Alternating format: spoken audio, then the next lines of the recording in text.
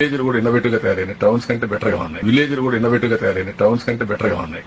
ఎందుకంటే infrastructure better గా ఉంది, వాతావరణం బెటర్ గా ఉంది. విలేజెస్ లో ఇన్ఫ్రాస్ట్రక్చర్ డెవలప్ అయింది, విలేజెస్ కూడా ఇన్నోవేటివ్ గా ఉంటున్నాయి, టౌన్స్ కన్నా బాగుంటున్నాయి విలేజెస్ అని చెప్పేసి స్వయాన ఆనరబుల్ సీఎం సిబిఎన్ గారే ఆయన నోటితో ఆయన అన్నారు. యాక్చువల్ గా సిబిఎన్ గారు 6 months 7 months ముందు పవర్ లోకి రాకముందు మన రాష్ట్రం 14 లక్షల కోట్ల అప్పులు తీసేసుకున్నారు, అప్పుల్లో మునిగిపోయింది, ఆర్థిక విధ్వంసం జరిగిపోయింది అన్న సిబిఎన్ గారు ఏం చెప్పుండాలి?